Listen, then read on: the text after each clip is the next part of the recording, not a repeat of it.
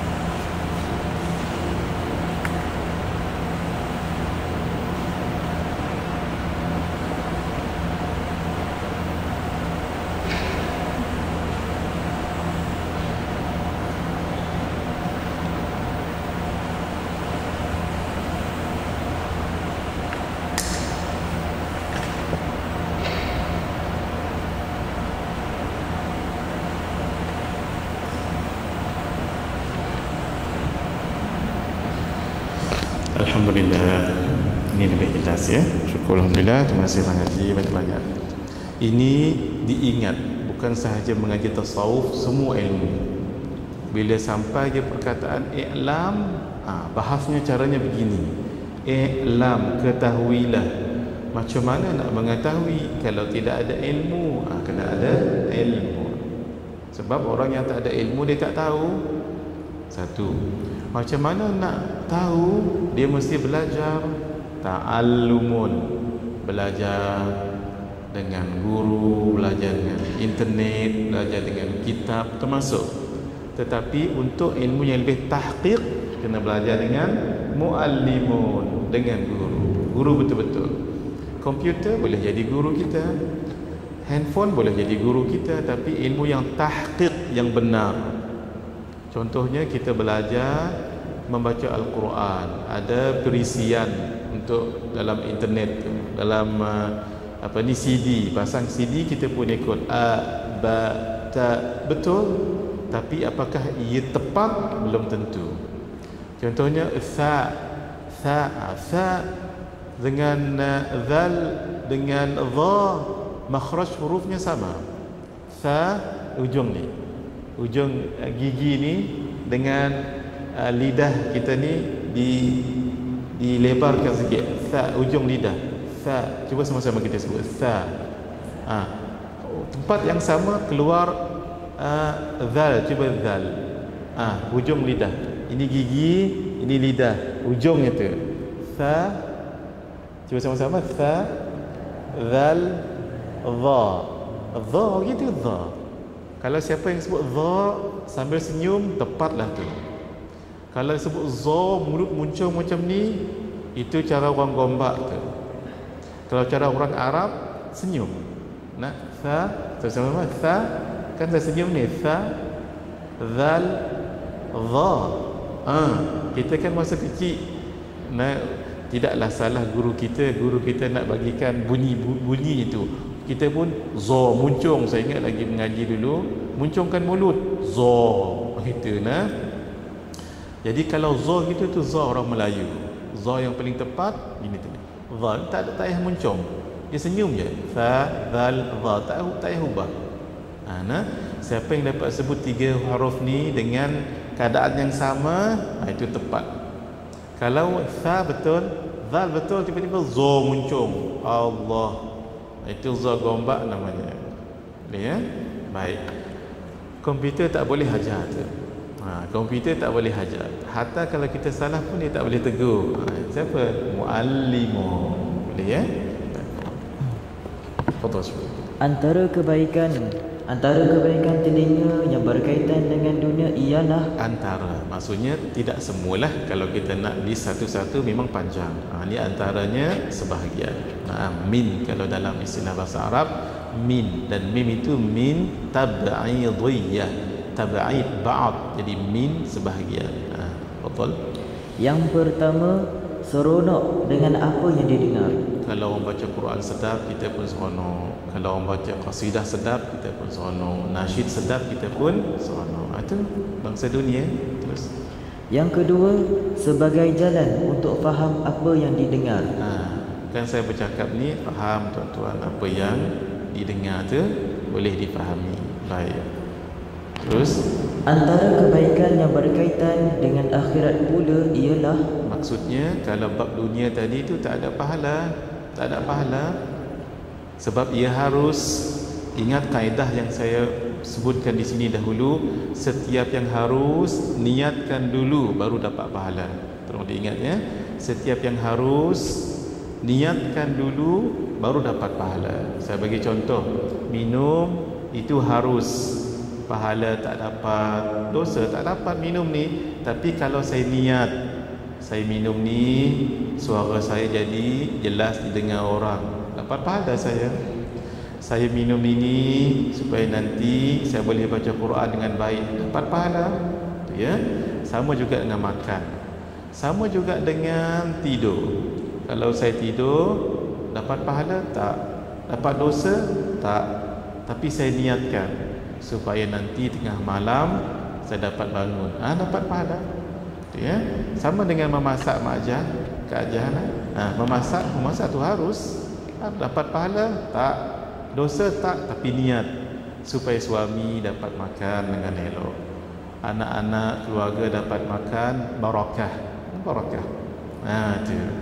Jadi benda-benda kecil sebegini ni jangan dianggap sepele, kata orang. Sepele ni bahasa apa, Syukri? Bahasa Indon. Sepele. Bahasa apa? Bahasa kita. Sepele. Bahasa Indon. Tak juga. Ke bahasa orang Kuching. Sepele ni maksudnya remeh. Sesuatu kebaikan ataupun sesuatu perkara yang baik jangan diremehkan walaupun dia kecil. Buang tai cicak dalam masjid, tak ada apa tu kan, pi pahalanya ya Allah. Hadis disebut oleh Rasulullah sallallahu alaihi wasallam, la tahqiranna minal ma'ruf syai'a, la tahqiranna minal ma'ruf syai'a, janganlah kamu merendah-rendahkan perkara yang baik itu walaupun kecil. Siapa tahu itulah jalan kita ditinggikan martabat oleh Allah. Cerita ini masyhur, cerita Imam Al-Ghazali. Beliau alim. Antara perkara yang menjadi asbab martabat beliau diangkat oleh Allah ketika beliau menulis ada lalat datang. Orang zaman dulu menulis pakai dakwat, ambil ni buluh tu celup, batang kayu ke buluh ke celup, barulah tulis. Celup baru tulis. Ketika beliau celup dan nak tulis, di hujung tu kan ada ni dakwat, diminum, ada lalat minum, dibiarkan. Itulah antara martabat Imam Al-Ghazali diangkatkan oleh Allah sebab beliau belas kasihan. Maksudnya berbelas kasihan dengan lalat. Lalat ni kita tahu kan, lalat ni kan selalu mengerumuni tempat yang kotor-kotor, tapi dalam bab minum tu dia belas kasihan. Masya Allah. Bila dia belas kasihan, apa kesannya tu? Ni besar.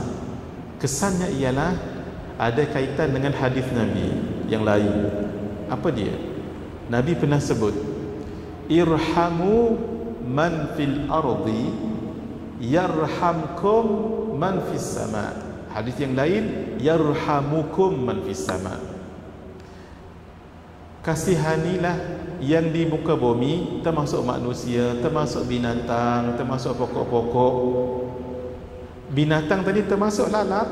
Kalau kamu rahmati, kasihani mereka, yarhamukum ataupun yarhamkum man fis sama. Yang di langit, iaitu para malaikat, akan merahmati kamu. Kalau malaikat merahmati seseorang, artinya apa? Artinya malaikat minta ampun pada Allah on behalf of you. Ini yang mahal. Kalau kita minta ampun pada Allah, kadang-kadang dusta. Contohnya, mulut menyebut astaghfirullahalazim alladzi la ilaha illa huwal hayyul qayyum wa atubu ilaih. Boleh ya? Astaghfirullahalazim alladzi la ilaha illa huwal hayyul qayyum wa atubu ilaih. Boleh, dua-dua boleh. Saya dah ajar itu. Belum tentu diampunkan oleh Allah, belum tentu. Sebab kadang-kadang lidah menyebut tapi hati merancang lagi nak curi selipar Tuan Imam. Mulut menyebut aku mohon ampun. Itulah yang disebut oleh Rabi'atul Adawiyah. Sebab beliau anak yang keempat. Rabi' itu yang keempat. Jadi nama beliau Rabi'ah Al-Adawiyah. Rabi'atul Adawiyah. Dalam kitab Tanbih Al-Mughtarrin karangan Syekh Abdul Wahab Asy'arani, Syekh Abdul Wahab Asy'arani menukilkan apa yang disebut oleh Sayyidatina Rabi'atul Adawiyah. Apa kata beliau? Istighfaruna yahtaju ila istighfarin. Istighfaruna, mohon ampun kita tadi tu, yahtaju ila istighfarin, perlu juga kepada pengampunan. Sebab yang kita sebut ni bukan datang daripada hati. Bahaya tu. Tadi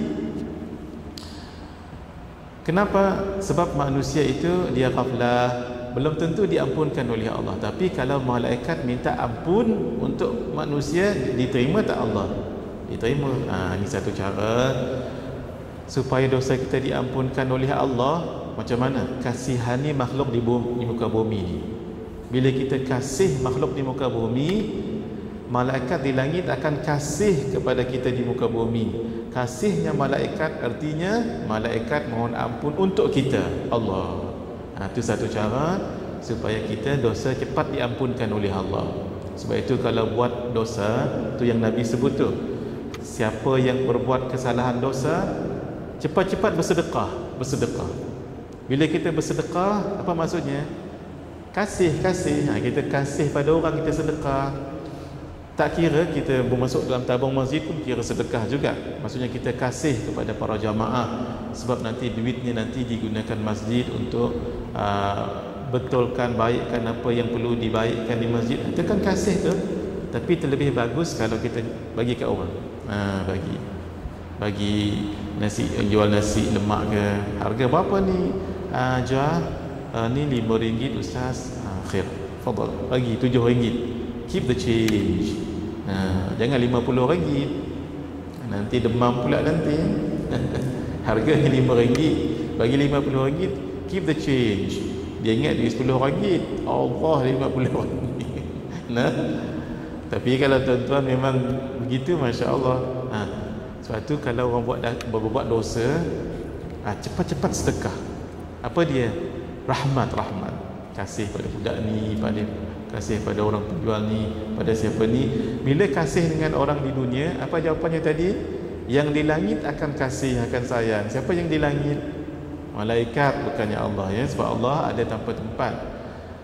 Kasihnya malaikat kepada makhluk, apa artinya? Istighfar, mereka akan mohon istighfar untuk kita. Ya Allah, siapa tak mahu tu? Boleh, ya? Hari ini kita pelajari satu yang sangat mahal hari ini. Apa dia? Supaya dosa kita cepat diampunkan oleh Allah, kasihi makhluk di muka bumi. Sebab kaedahnya, nanti makhluk di langit akan kasihi kita. Siapa? Malaikat. Macam mana malaikat mengasihi kita? Dengan mohon ampun. Alangkah eloknya, seronoknya kita. Cepatlah diampunkan dosa kita. Sebab itu ada seorang orang alim, wali Allah di Mesir, namanya Syekh Muhammad Mutawalla Sya'rawi. Beliau kata, ketika kita berjalan ada semut yang kita dah sempat tengoklah, ada semut, maka jangan langkah di situ. Sebab hukum akalnya, kalau hukum adatnya, kalau kita langkah mati semut tu. Tengok semut, kalau mata sempat tengoklah, tarik balik. Ketika tarik tu jangan kosong, jangan niat kosong. Ketika tarik balik tu niat Allah, kesihan tengok semut. Niat tak apa, kesihan. Kesihan itu akan dikasih oleh penduduk langit. Kiaslah kepada apa-apa pun. Baik. Fadhil. Antara kebaikan yang berkaitan dengan akhirat pula ialah yang pertama, mendengar Al-Quran. Mendengar Al-Quran di sini umum, sama ada kita dengar live, contohnya saya baca Quran, tuan-tuan dengar, ataupun mendengar dalam radio, boleh juga. Sebab di sini tak dispesifik, ya. Baik. Yang kedua, mendengar hadis. Pun sama juga, sama ada dengar direct sebegini ataupun dengar rakaman. Saya nak pesan sedikit seperti yang guru kita pesan. Tolong jangan lupa, ya. Tolong ingat dulu kita pesan, tulis di depan di sini dulu. Tapi buku tu kalau tak silap saya buku 40 hadis dulu kita dah khatam. Kalau boleh tulis lagi kat depan ni, betul-betul di kulit ni. Siapa yang tak lapik dengan plastik lah, siapa yang lapik dengan plastik, tulis kat depan ini supaya jangan lupa. Ini pesan guru kami ni. Saya pesan juga dengan kita semualah, ya. Pesannya ialah jangan tidak dengar hadis dalam masa 3 hari. Itu pesan. Pendek tu je. Sudah. Jangan tidak dengar hadis dalam masa 3 hari. Hari ni kan nanti Syukri akan baca hadis kat sini nanti ni. Jadi maksudnya, kalaulah kita tak dengar hadis dalam masa 3 hari, hari ni dah cover. Hari ni hari apa ni? Selasa kan? Selasa dah dengar.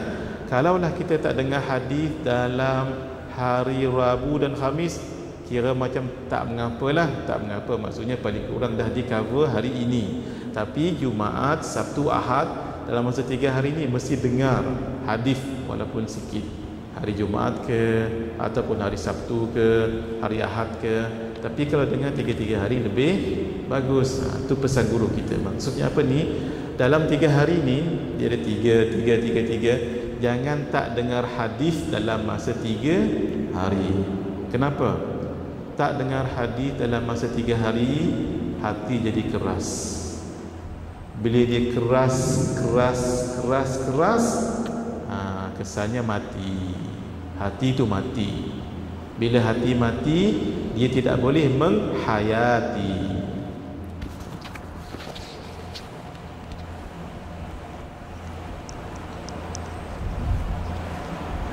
Bismillah.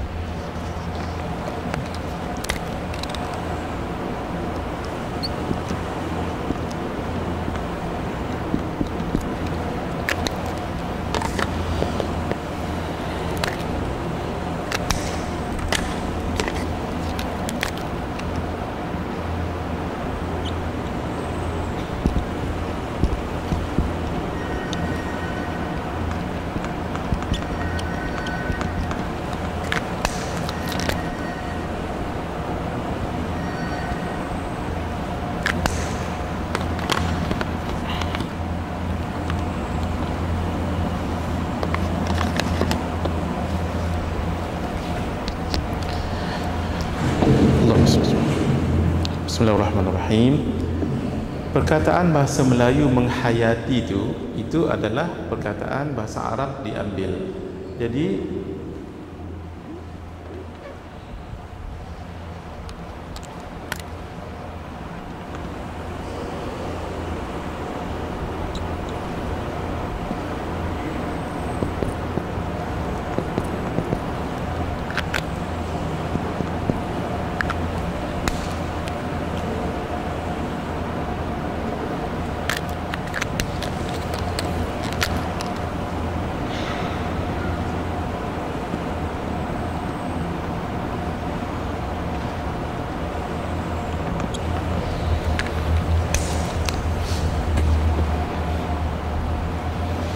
perkataan bahasa Melayu menghayati itu berasal daripada perkataan bahasa Arab, cuma ditambah meng, kemudian ti di belakang tu. Kalau kita potong meng tu tinggal hayat ataupun hayah. Ti tu tambahan. Hayah tu lah hayatun dalam bahasa Arab. Hayatun maksudnya hidup. Hati yang menghayati, hati yang hidup dia boleh menghayati. Kalau dia keras, dia kurang menghayati. Keras, kurang menghayati. Dah tak dengar hadis 3 hari tadi tu, 3 hari tak dengar, 3 hari tak dengar, keras, akhirnya mati. Bila hati itu mati, dia tak boleh nak menghayati. Kata kematu kan yang ada di bawah kaki kita tu. Kematu tu kalau dah jadi kematu, kalau kita kerat tak rasa sakit pun, sebab dah habis sel-sel mati tu. Sepatutnya kulit kalau kita letakkan benda yang tajam, tergores sedikit dah sakit. Sepatutnya ini dah keras dah, potong pun tak jadi apa. Macam itulah hati yang mati. Dengar cerita tentang kematian biasanya, tentang akhirat tak ada apa. Nah itu. Jadi jangan sampai mati sebab tak dengar hadis dalam masa 3 hari. Ini diingat sangat-sangat. Baik. Terus yang ketiga, mendengar semua ilmu yang memberi manfaat. Ini sangat penting ya, poin footnote 74 ni sangat penting. Lepas ni setiap kali kita dengar ada orang berceramah baik dalam kitab baik, ilmu yang bermanfaat. Oh, rupanya ada ilmu yang tak bermanfaat, betul. Ilmu yang bermanfaat 7 ini, ciri ini. Ilmu yang tak bermanfaat lawan 7 ini. Ini kalau boleh hari ini kita hafal. Hari ini kita dengar Syukri baca dulu. Apa dia ilmu yang bermanfaat? Fadhal. Qala al-muallif hafizallah wa nafa'na bi ulumi fi darain amin. Ilmu yang memberi manfaat ada 7 ciri, iaitu ini disebut oleh, tengok muka surat 11 sikit. Atasnya tu dekat footnote. 7 ciri ini disebut di dalam kitab Hidayatus Salikin. Hidayatus Salikin. Sebenarnya asalnya disebut oleh Imam Al-Ghazali dalam kitab Hidayatul Hidayah, sebab Hidayatus Salikin itu syarahan kepada kitab Hidayatul Hidayah Imam Al-Ghazali. Asalnya Imam Al-Ghazali. Baik. Apa dia? Tafadhal. Yang pertama, ia menambah perasaan takut kepada Allah Subhanahu wa taala.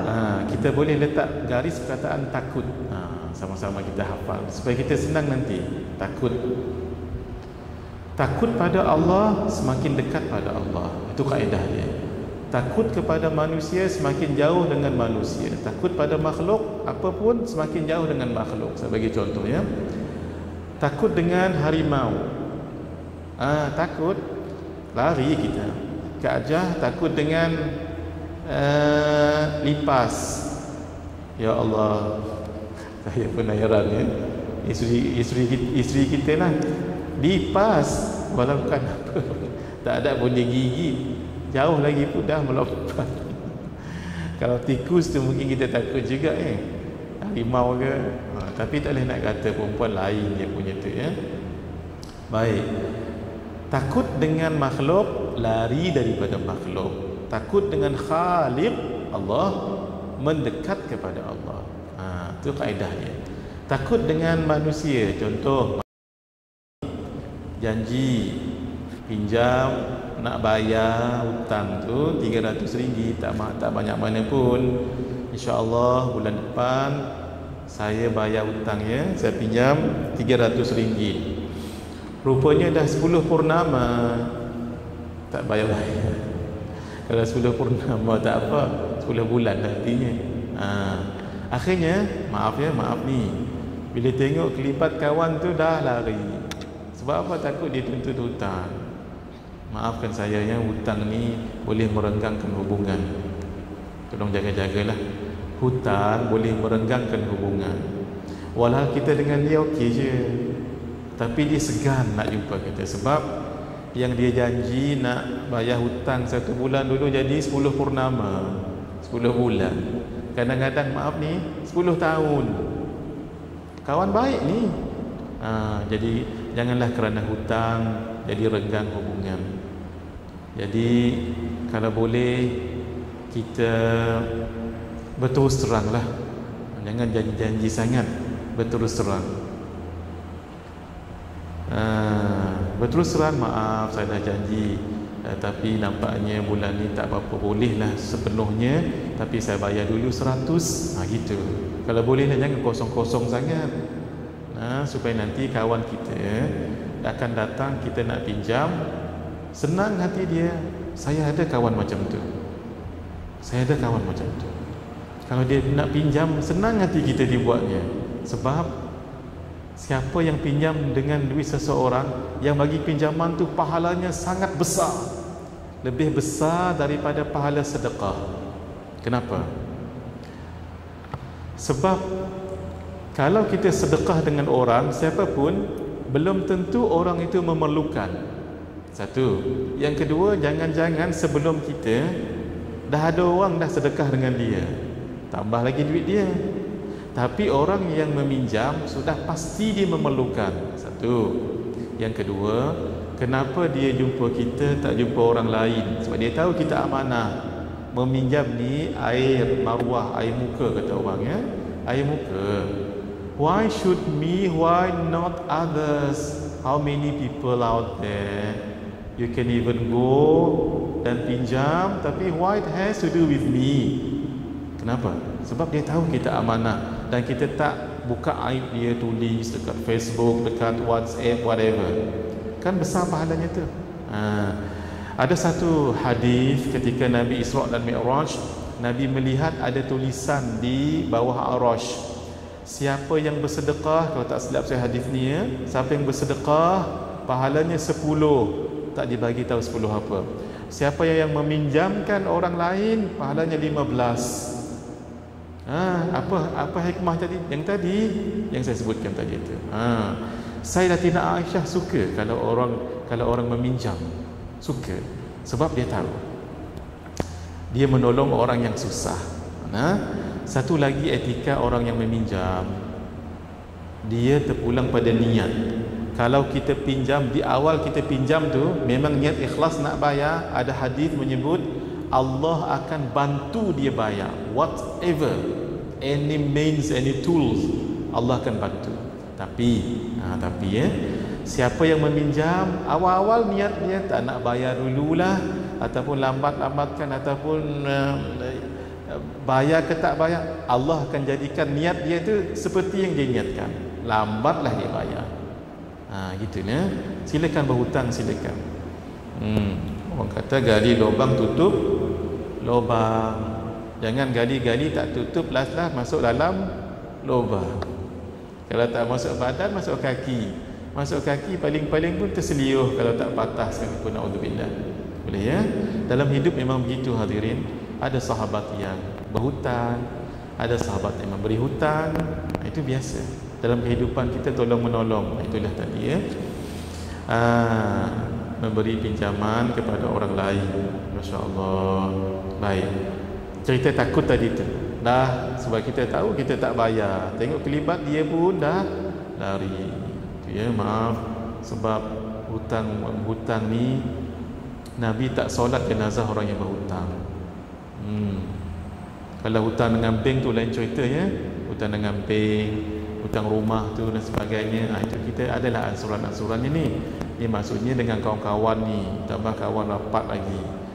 Daripada kita bersedekah, baik kita bayar hutang sikit-sikit, tak apa dah. Kemudian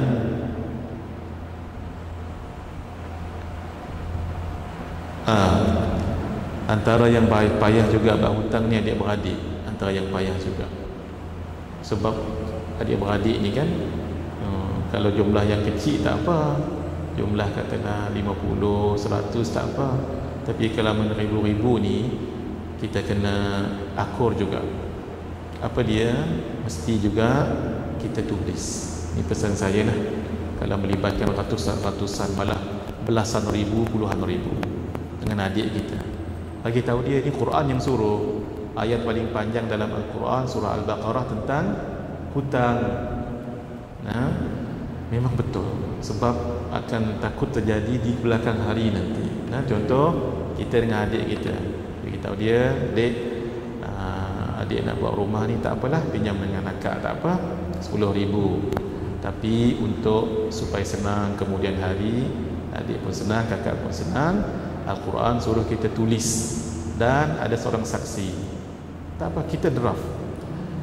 Fatimah, adikku telah meminjam 10,000 denganku, nama, ya, untuk buat rumah pada sekian hari bulan, sekian tempat, demikian. Saya sign, Fatimah, namalah Ramlah sign, tarik. Kemudian Fatimah sign, tarik. Seorang lagi saksi.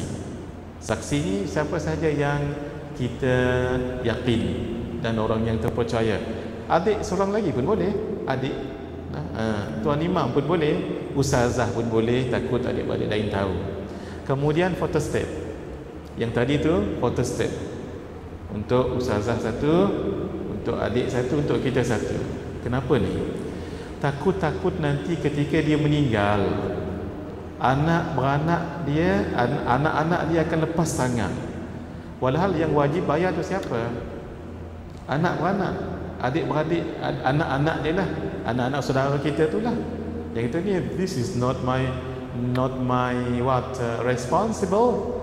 This is he is not mine. Sudah. Jaga-jaga hadirin, yang saya cakap ni walaupun nampak simple, kena jaga sama-sama. Sebab saya dah ada orang, saya pernah ada orang jumpa dan bagi tahu benda ni. Saya tanya, waktu meminjam dulu ada tulis tak? Itulah ustaz, tak tulis sama adik-beradik. Sebab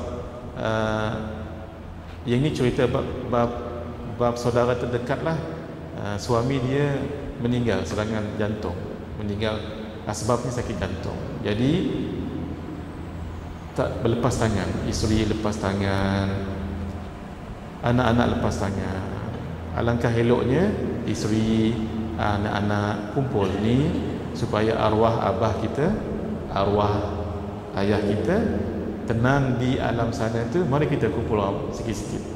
Long bagilah berapa? 3,000. Angah 1,000. Gitu. Ni nasihat saya, ya, jangan meninggal dalam keadaan berhutang. Sebab tu kena tulis, hutang tu kena tulis supaya bila kita meninggal, isteri kita tahu duit kita digunakan bayar hutang kita.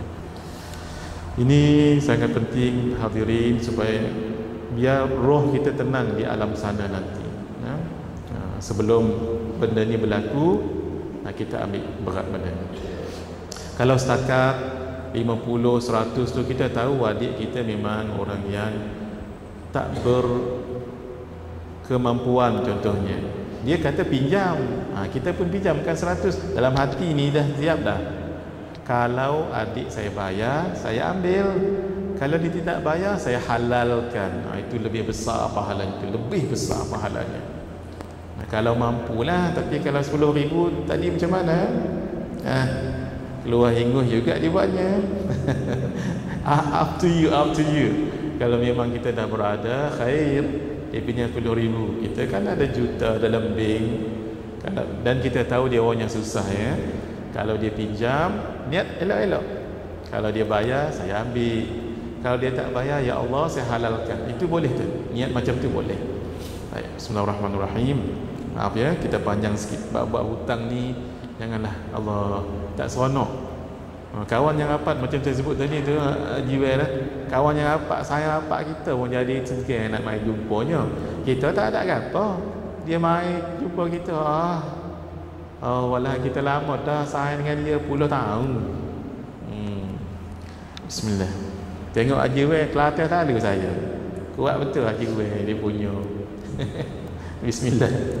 Sila syukri. Yang ketiga. Ketiga dah. Ketiga ke kedua? Kedua mendengar hadis dah. Mendengar hadis dah. Oh gitu. Masya Allah. Yang saya kedua. syarah tadi yang pertama kalau tak silap. Yang kedua, ia menambahkan, Masya Allah. Ia menambahkan pengetahuan kepada penglihatan, yakni basirah terhadap keaiban diri sendiri. Baik, mari kita underlinekan aib. Aib. Kita nak hafal ni, kita nak ingat. Satu tadi takut bila kita dengar ustaz tu ceramah di TV baik, di radio baik, dalam buku dia baik. Bila kita dengar takut pada Allah, itu antara satu ciri ilmu yang bagus lah tu. Yang kedua, aib. Aib apa? Kita tahu aib diri sendiri.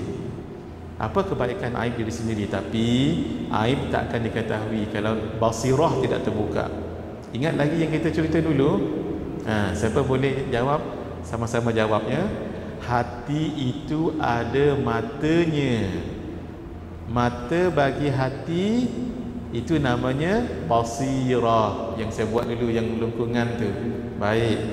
Dalam mata hati itu ada lagi hati lain, lapisan hati yang kedua. Siapa ingat? Lupa habis dah. Yang saya buat dalam bulatan dulu tu. Hati ada mata hatinya, lapisan paling luas sekali. Apa dia mata hati itu? Namanya basirah, yang Syukri baca tadi itu. Basirah, buka tu dulu barulah hati terbuka. Tapi belum dapat lagi mengenal Allah, mesti buka lagi lapisan yang lebih dalam. Yang kedua tu namanya apa?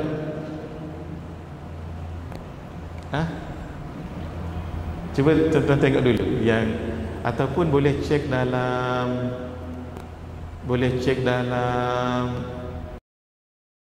WhatsApp ataupun dalam Umi bagi itu. Ya Kak Ajah? Tak dengar? Dhamir. Masya Allah, betul, dhamir. Baik, mari kita sebut satu-satu dulu Kak Ajah bagi orang lain tahu. Dalam dhamir itu ada apa lagi Kak Ajah? Fuad. Begitu bacanya fuad, bukan fuad, fuad. Baik, dalam fuad Kak Ajah sebut dulu, saya akan syarahkan sekejap lagi. Sir. Masya Allah.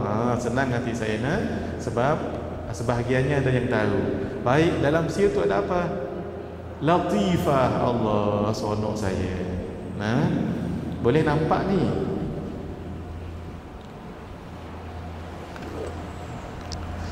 Yang mana nak dipadam? Ini ke ini nak dipadam? Dua-dua. Inilah padamnya.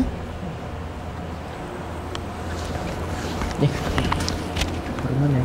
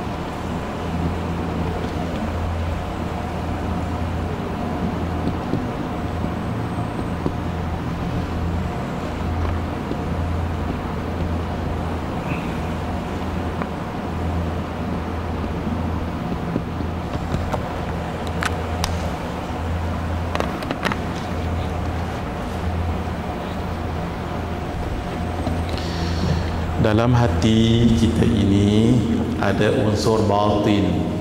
Unsur batin itulah namanya hati batin. Kalau hati yang zahir, yang seketul ni, yang ada seketul pada kita ni, dalam badan kita ni, itu namanya hati zahir.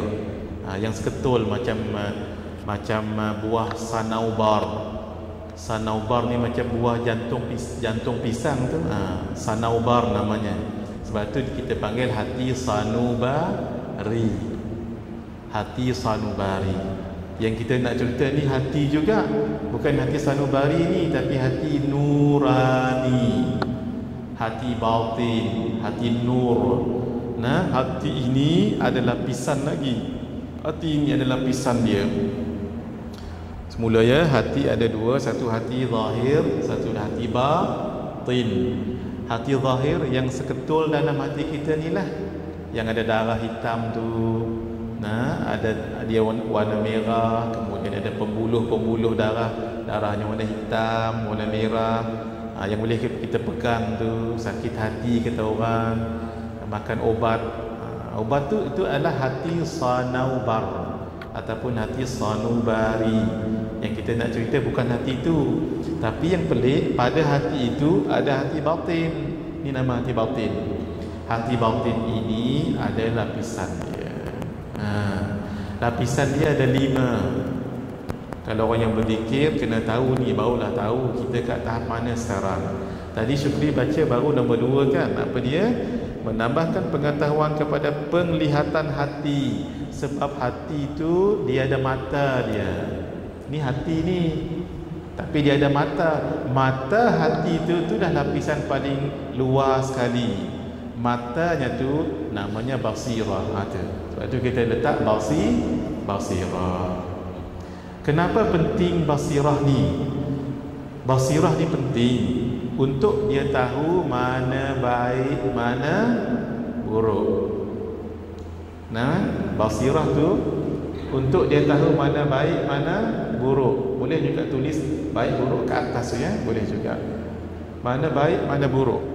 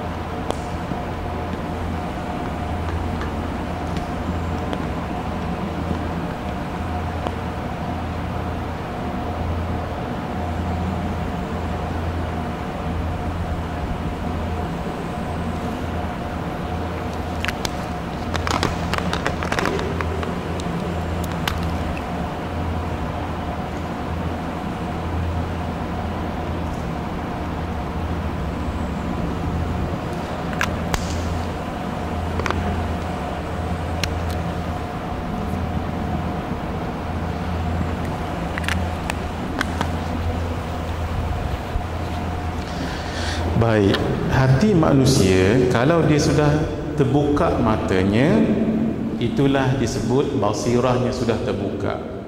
Kalau tidak mati tak buka matanya tu. Baik. Apa bukti terbuka mata hatinya? Dia tahu mana baik, mana buruk. Datang majlis ilmu itu baik.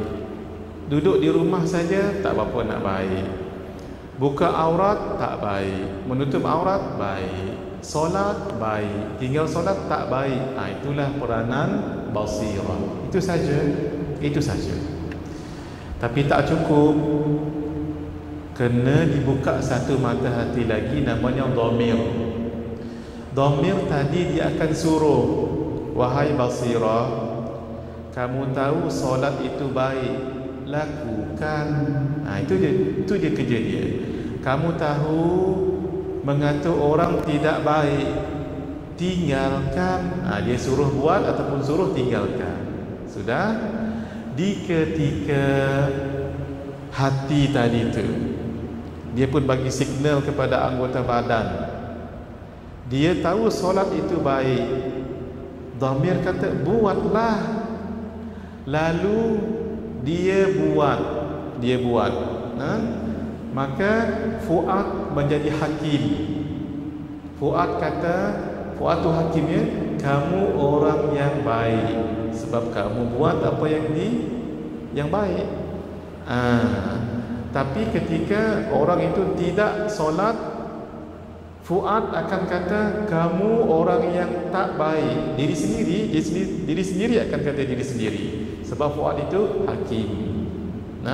Sebelum sampai pada Fuad, ada lagi dua istilah, namanya hidayah dengan taufik.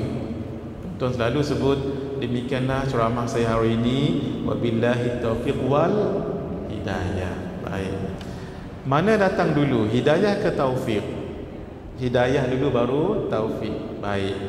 Apabila orang itu di peringkat basirah, dia tahu mana baik, mana buruk. At that stage, orang itu sudah mendapat hidayah. Sebab dia tahu what are do's, what are don'ts. Itu maksudnya dia sudah dapat hidayah. Tapi dia belum ada kekuatan. Apabila dia buat yang dia kata baik tadi tu, contohnya solat, dia pun buat. Menutup aurat itu baik, dia pun buat. Once dia buat, itu namanya taufik. Jadi mana dulu, hidayah ke taufik? Hidayah. Contoh hari ini, tuan-tuan, puan-puan, agak-agak kita belajar sekarang ini, kita dapat hidayah dan taufik ke hidayah saja hari ini? Hidayah dan taufik, kenapa Kak ajar? Sebab kita tahu Umi dah daripada semalam lagi, Umi bagi tahu insya-Allah hari ini ada kelas hari ini insya-Allah. Kita tahu tu ada kelas hari ini, bagus tak bagus? Bagus. Lalu kita datang kan kita buat sekarang ni taufik. Alhamdulillah lah ni hidayah dan taufik. Contohnya tadi kita sebut tadi tu, berhutang begini-begini saya sebut tadi kan. Tuan-tuan tahu tadi kan? Tahu. Dah dapat hidayah. Tapi taufik buat tak buat? Buat nanti baru taufik. Boleh?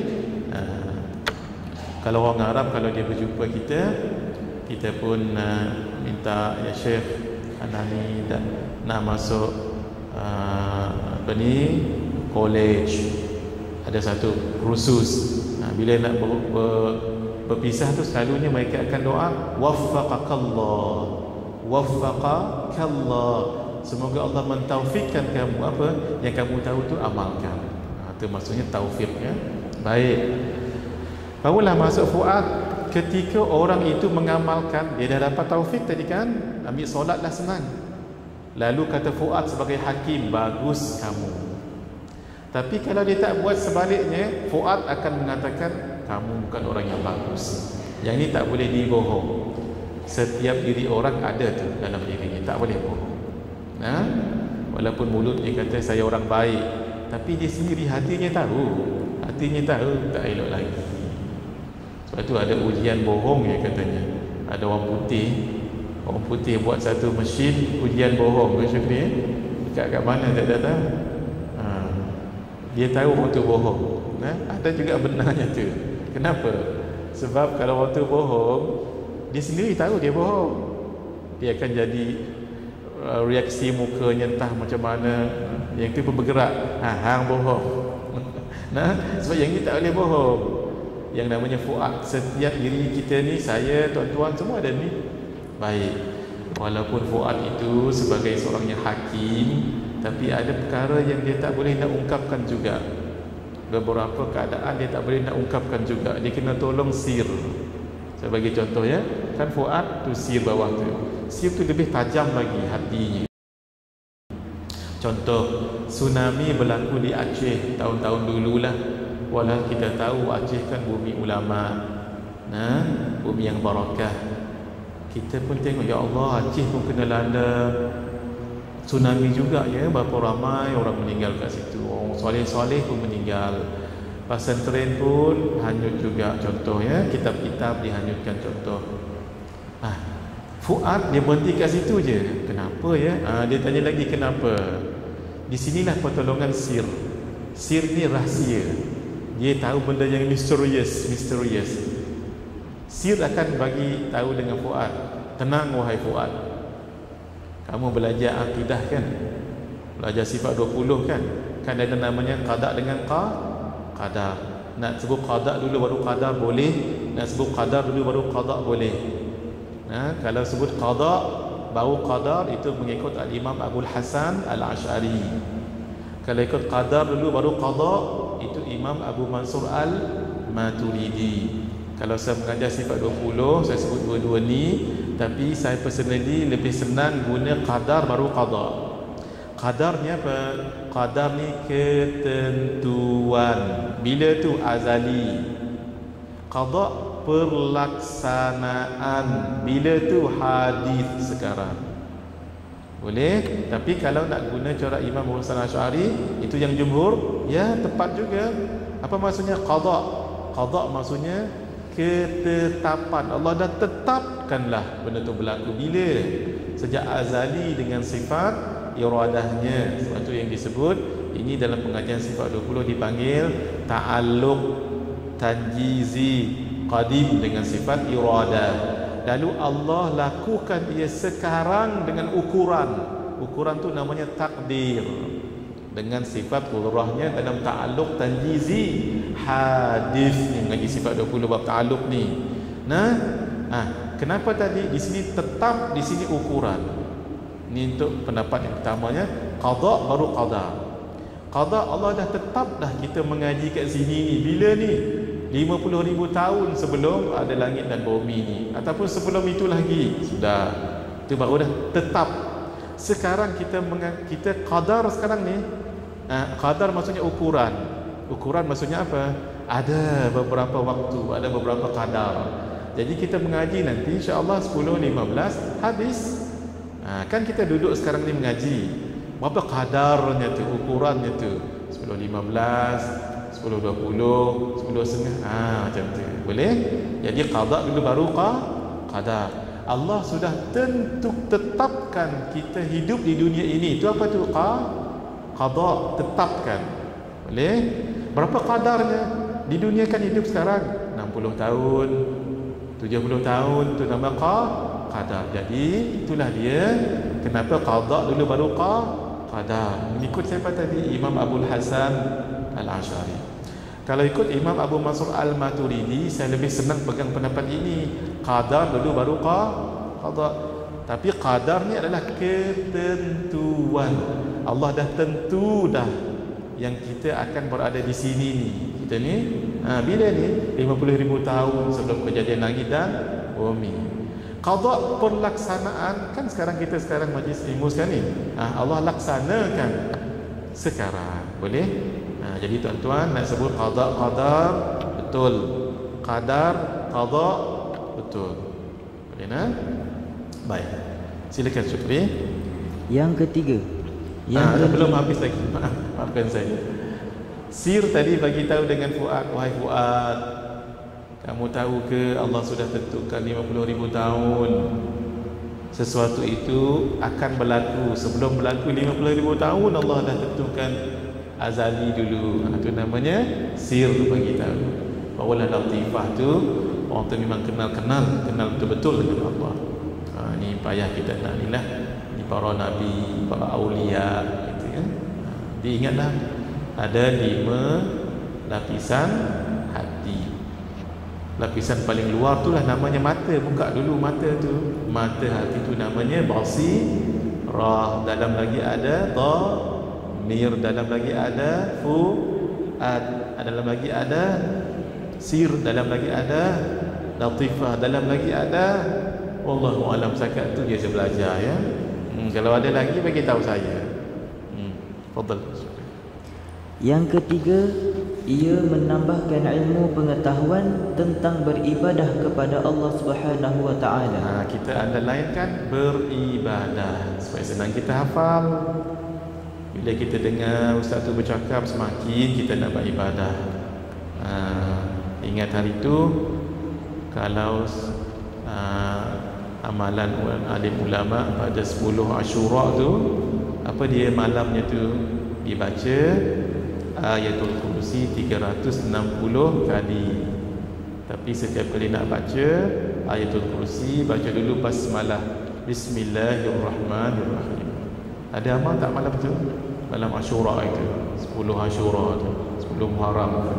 Ada amal tak amal? Siapa yang tak amal, walaupun tak ada kitab sebutnya, tapi pada pandangan Al-Faqir tak salah kita beramal ya. Sebenarnya amalan ini pada 10 Muharram, hari itu lepas dah. Ini kan berapa Muharram ni?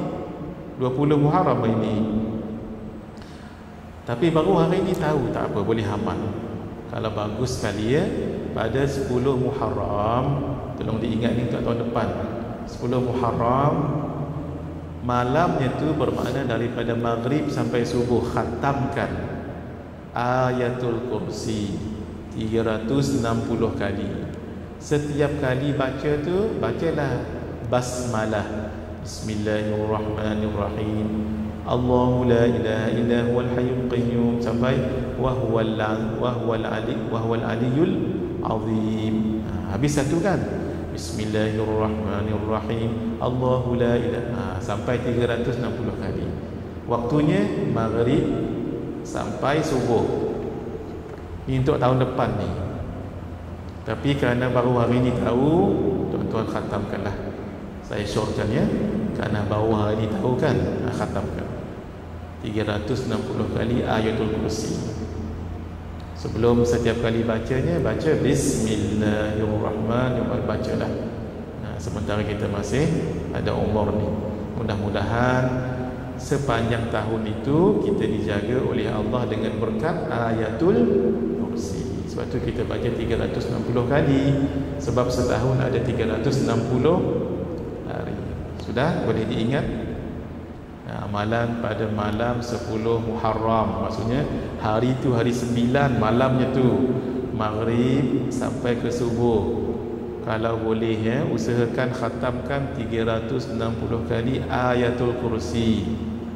Setiap kali baca Ayatul Kursi, baca dahulu Bismillahirrahmanirrahim. Waktu tu saja, barakah sekali waktunya. Katalah kita tak tahu, ataupun tengah-tengah baca tertidur, tak apa, sambung esok. Yang penting 360 khatam. Macam contoh hari ini baru hari ini tahu, baca. Khatamlah berapa hari ke? Tapi jangan baca sekarang, saya tengah mengajar ni. Nanti balik kereta, nanti driving baca. Baik. Sekarang makin kuat kita beribadah. Bila kita dengar ustaz tu bercakap, ustazah tu bercakap, wih, saya nak beramal lah. Bila dengar kisah Imam Asy-Syafi'i khatam Quran setiap hari 30 juzuk, saya nak buat jugalah, walaupun 3 helai je lepas. Tak apa, yang penting usaha tu.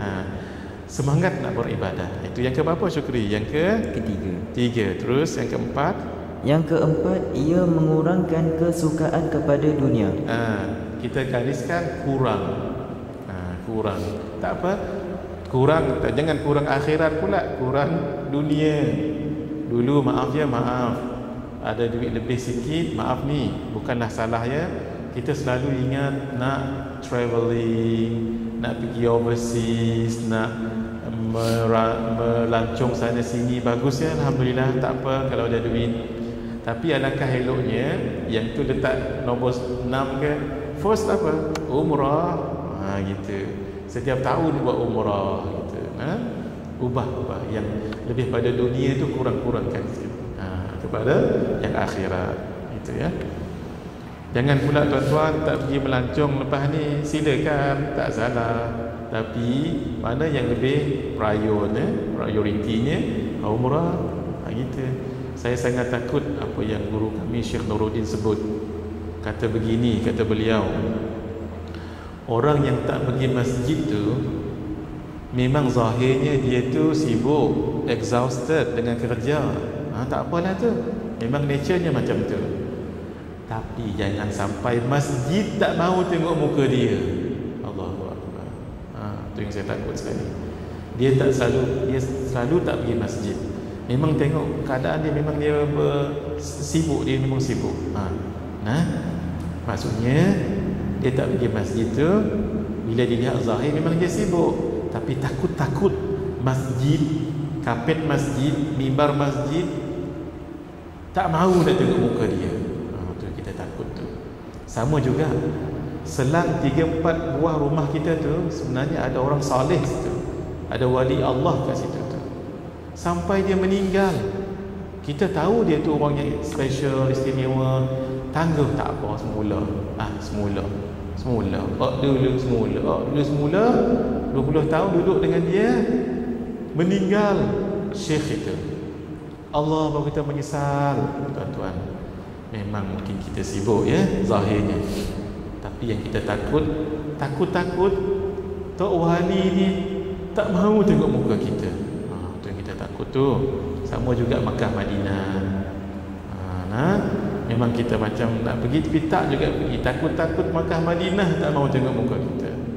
Tambah lagi Rasulullah sallallahu alaihi wasallam di Madinah kan. Takut Nabi tak mahu tengok muka kita. Ya Allah, ini adalah satu kerugian yang sangat besar. Sama-sama kita insaf ya. Baik, mengurangkan terus yang kelima, ia menambahkan kecintaan kepada akhirat. Apa maksudnya untuk sentiasa beramal? Itu tambah. Tadi kurang, sekarang tambah. Mari kita habiskan. Sila Syukri. Yang keenam, ia membuka penglihatan mata hati, yakni basirah, kepada sesuatu yang boleh membinasakan pahala amalan, lalu menjaga diri daripada melakukannya. Baik, kita gariskan binasa. Tambah satu lagi, jaga. Ini saya nak bagi tip je untuk memahami ya. Kalau tak nak letak jaga pun tak apa, yang penting membinasakan ataupun binasa. Untuk kita senang hafal. Sekejap lagi nak tutup kelas ni, kita ulang balik. Apa 7 tu? Sebab ilmu 7 ni, ilmu fiqah pun boleh guna, tauhid boleh, tasawuf, ilmu parenting pun boleh, ilmu whatever, any kind of knowledge, kita letak pada 7 timbangan ini. Baik, yang terakhir, ia menyedarkan diri tentang tipu daya syaitan. Baik, letak di situ tipu. Tak pun syaitan, tuan-tuan suka apa? Suka tipu ke syaitan?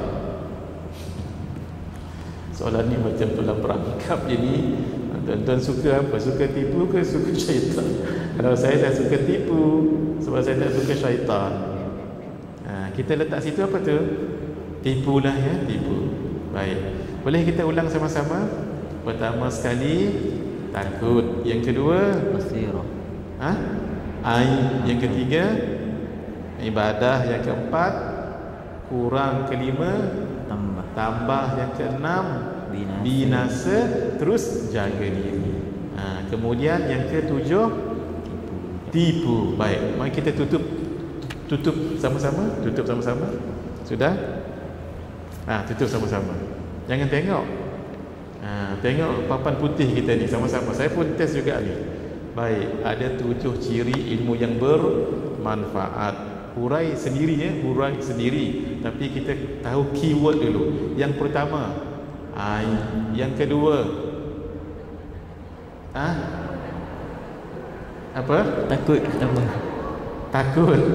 Yang ketiga, ibadah 4, kurang 5, tambah. Lepas kurang tambah. Yang keenam, binasa. Lepas binasa tu tambah satu perkataan lagi, jaga diri. Yang ketujuh, alhamdulillah, apa dia? Saya pun tak ingat. Tipu. Syaitan tu dia cucuk, lupa tipu. Tipu daya syaitan. Nanti tuan-tuan buatlah sendiri yang kaedah. Contohnya kaedah melankonik. Tuan-tuan tahu kan kaedah melankonik tu? Mak jah keluar hutan bawa itik ungu tu kan. Mak jah keluar hutan bawa itik ungu, merah, jingga, kuning, hijau, biru, itik, indigo, ungu. Itu warna pelangi tu. Kan? Kalau contohnya izhar halqi, adhin kha'ahu. Kalau ikhfa syafawi, satu jazasat ka fafiq tatadhin syadzin. Kalau ini 7 ilmu yang memberi manfaat. Sama-sama. Sekali lagi tutup. 1. Takut. Takut ke aib? Takut. Yang kedua, aib. 3. Ibadah. 4. Kurang 5. Tambah 7. 6. Binasa 7. Tipu. Buatlah sendiri nanti. Buat sendiri. Apa ni? Khauf. Kedua, 3 ibadah. Kurang, tambah, binasa, tipu. Buatlah. Contoh tadi apa? Pertama sekali khauf. K ke dulu depan. Yang kedua tadi aib. Ka apa? Ibadah. I. Lagi kurang kan? Kaik. Kaik lagi tambah kaik lagi binasa. Jadi tambah tu letak S lah. Kaik tab. Satu lagi. Saja saya buat ni. Kaik tab lagi tipu. Payah juga ya. Ti tu hujung tu tipu. Ambil kaib.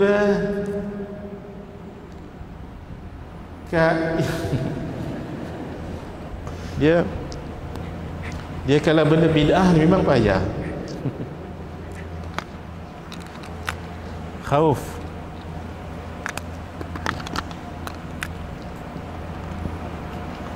Aib. Ibadah. Lagi tambah. Lepas tambah kurang dulu. Masya Allah. Tu yang heran tadi tu. Dia kaib. Baru tambah. Kurang tambah. Lepas tambah binasa. Ini tambah untuk 2 ni. Binasa. Lagi tipu. Binasa. Tipu. Apa bunyinya? Kaik tabid. Masya Allah. Kaik tabid. Nanti jadi mentera pula hak lain mai. Kaik tabid. Kena tahu dia sendirilah. Itu contoh saja ya tuan-tuan. Macam mana sebahagian orang tahu, banyak ciri-ciri ni, tapi pasal apa hang tahu satu-satu? Sebutlah. Tapi kalau bunyi pelik, tuan-tuan jangan ikut. Ubahlah yang cantik-cantik. Itu sekadar saja. Itu nama kaedah apa tadi? Melan konik. Ada cikgu-cikgu sini. Saya belajar tu namanya kaedah melan konik. Baik, saya ingat saya nak berhenti kat sini. Mari kita tengok Imam Al-Haddad dengan Syekh Abdul Qadir Al-Jilani dulu, baru kita baca buku ini sikit. Silakan Syekh. Imam Habib Abdullah Al-Haddad rahimahullah menyebutkan, telinga juga merupakan suatu nikmat Allah Subhanahu wa taala yang terbesar, dan ia diciptakan Allah Subhanahu wa taala untuk hamba-Nya supaya dia boleh mendengar kalam Allah Subhanahu wa taala, yakni Al-Quran, dan kalam nabinya, yakni hadis, serta kalam para ulama dan hukama daripada golongan orang yang soleh daripada hamba-hamba Allah Subhanahu wa taala. Hukama ni orang yang hakim. Hakim ni kalau bahasa kita Melayu ni pendeta. Orang tu dia kadang-kadang dia tak ada ilmu pun, tapi kalau dia bercakap, ahli hikmah lah kata kita. Kata-kata dia tu terus masuk dalam hati. Itu maksudnya hikmah. Tapi kata Imam Al-Haddad, nak jadi ahli hikmah ni, dia mesti pastikan 80 hari perutnya tak masuk makanan syubhah. Bukan makanan haram, makanan syubhah. Makanan syubhat tak boleh makan. Barulah hatinya bercahaya, barulah kata-kata tu jadi hikmah. Bila dah banyak hikmah tu jadinya hikam. Kan kitab Hikam Ibn Athaillah As-Sakandari ya. Pensyarah kitab Hikam tu namanya Al-Imam Abu Madian. Alhamdulillah kami sempat ziarah di Fez di Morocco.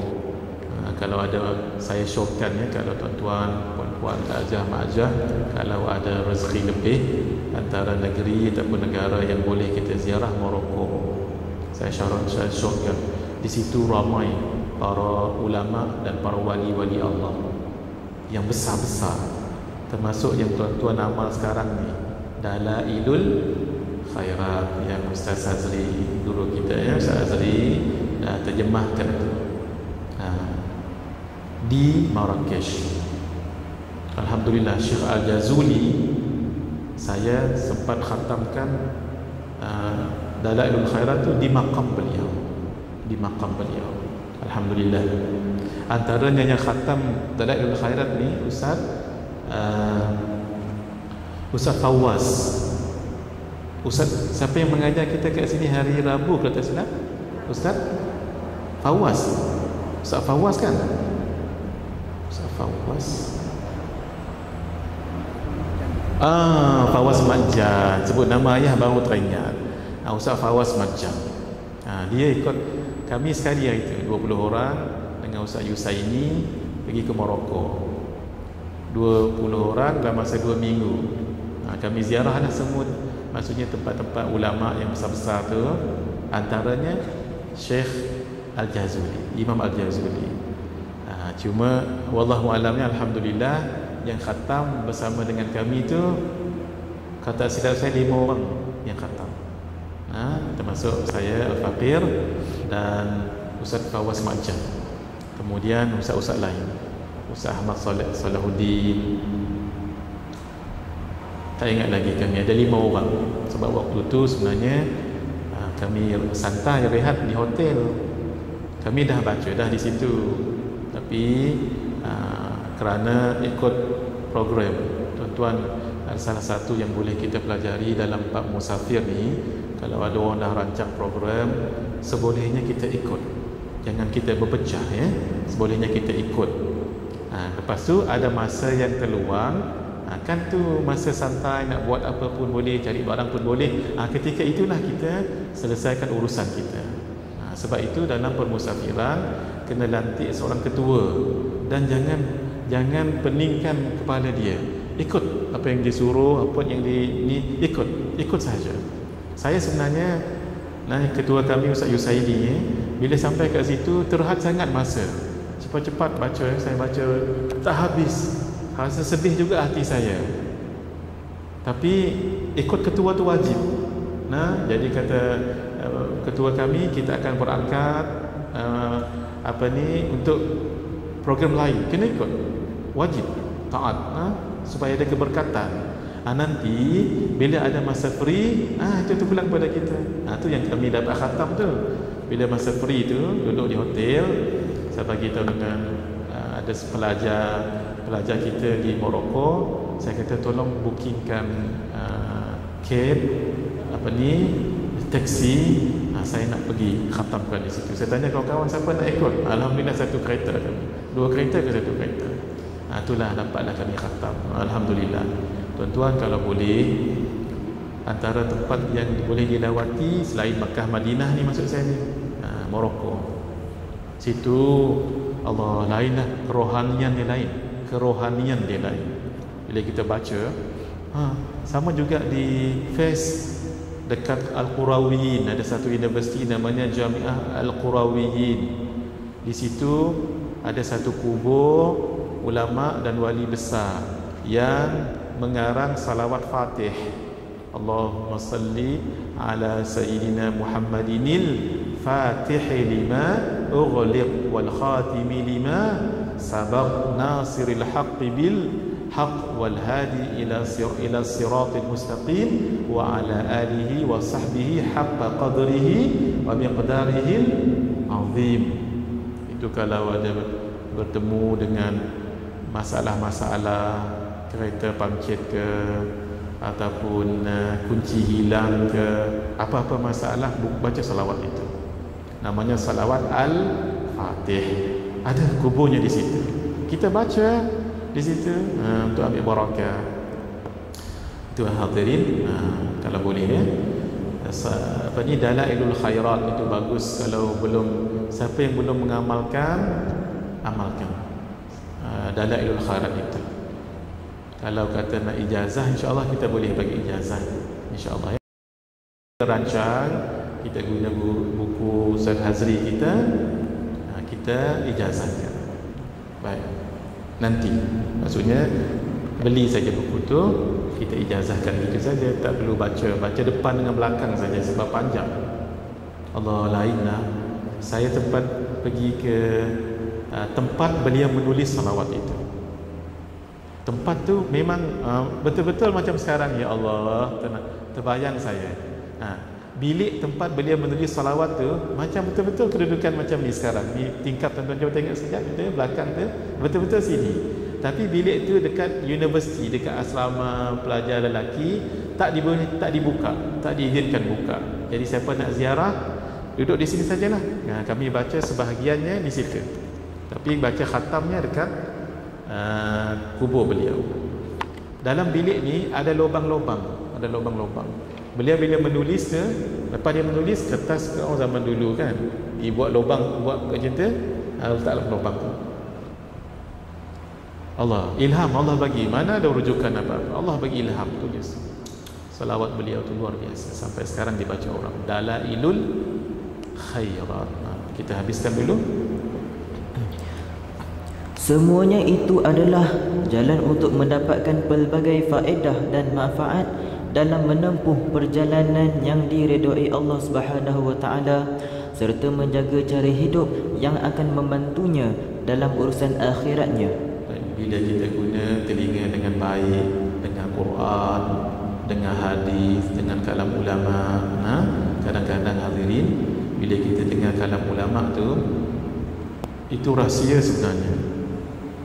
Contohlah ulama itu belajar dengan 50 orang alim, 50 orang ulama lain.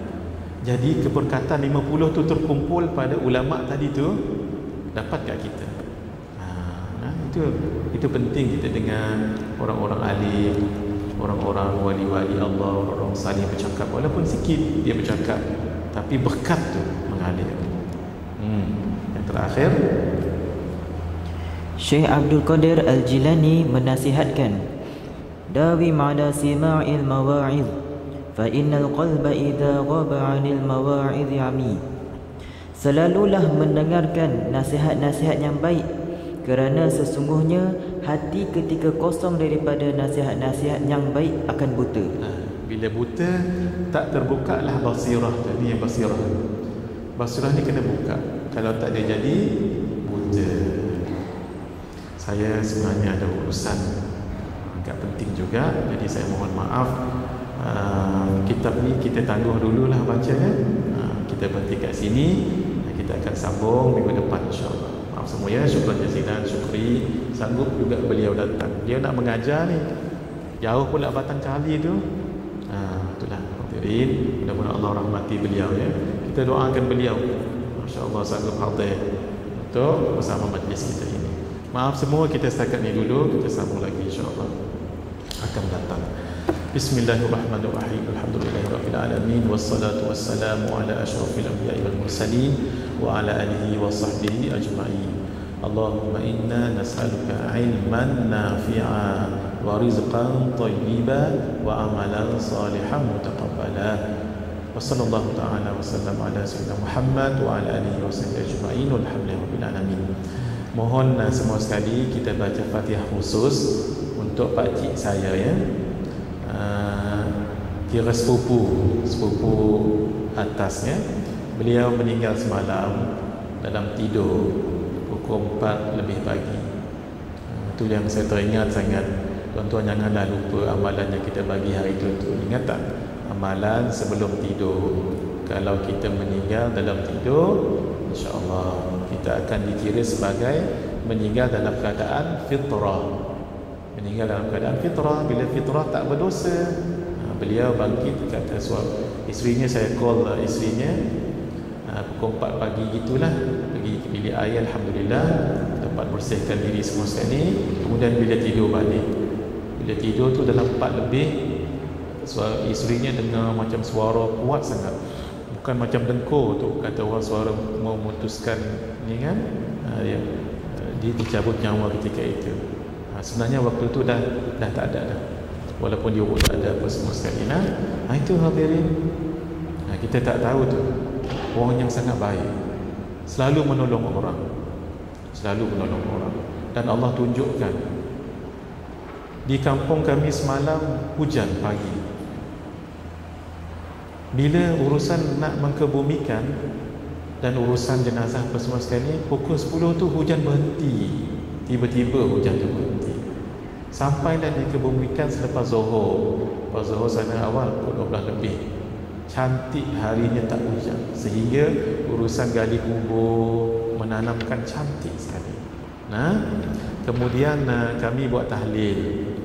Saya tanya dengan kakak semalam, kalau perlu ramai kita buatlah kemah. Kakak saya bagi tahu tak perlu kemah dah. Kenapa? Rumah beliau almarhum berdepan dengan Balai Raya. Beberapa hari sebelum itu di BKU, Dewan Bandaraya Kuching Utara, buat program dekat situ, dan memang dah ada kemah kat situ. Jadi tak perlu lagi lah kami nak susah dengan kemah, memang dah ada kemah di situ. Maksud kata nak buat saja nak letak meja dan sebagainya. Beliau ni sangat berjasa dengan saya lah.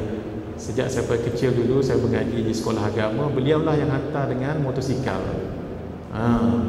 Dia kerja custom ya. Berhujan-hujan kami duduk dihantar, balik pun gitu, selalunya beliau. Itulah. Jadi kita bacakan Fatihah untuk beliau. Namanya Kipli. Selitkan nanti ya, namanya Kipli, K-I-P-L-I.